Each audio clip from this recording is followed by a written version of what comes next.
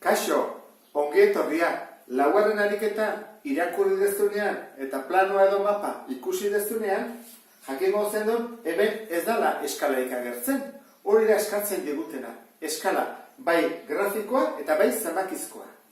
Orduan, informazioa ateratzerakoan hau dugu. Erdian, hemen portua dago, ura dago, orduan dugu San Pedro barrutia eta Donibane barrutia bia direla paseikoak, distantzirik motzena 4 zentimetrokoa dela planoan edo mapan.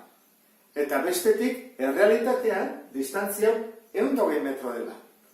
Lan aurreratzeko, hemen prestatu dut eskala grafiko egiteko, ezta? Badakizu dela 0, 1, 2, 3 eta 4 zentimetro. Orduan hasteagoaz. Eskalak zesan nahi du? Eskala da zatiki bat, goian jarri behar da distantzia planoan eta behan distantzia errealitatean. Orduan, hori da ingo dudana, eskala izango da. Berdin. Planoan zenbat daude 4 zentimetro. Errealitatean zenbat daude 120 metro. Goian egon behar du unitatea, bat. Orduan egingo dut zati lau. Baina goian egiten badut zati lau, behan ere egin behar dut zati lau. Orduan, lau zati lau, bat. 120 zati lau, 30.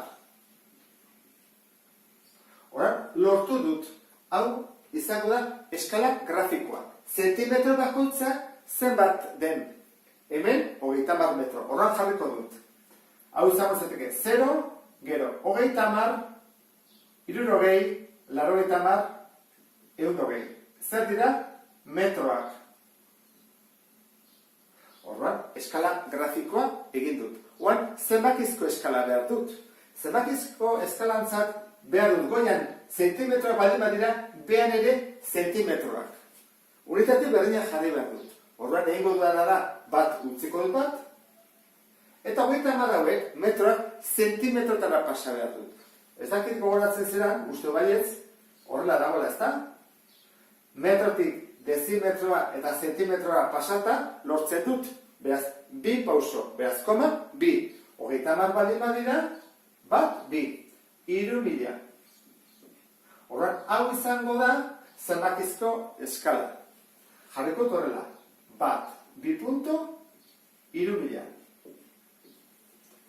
Eskala bat, eta beste eskala bat. Orduan, erantzuna izango litzake.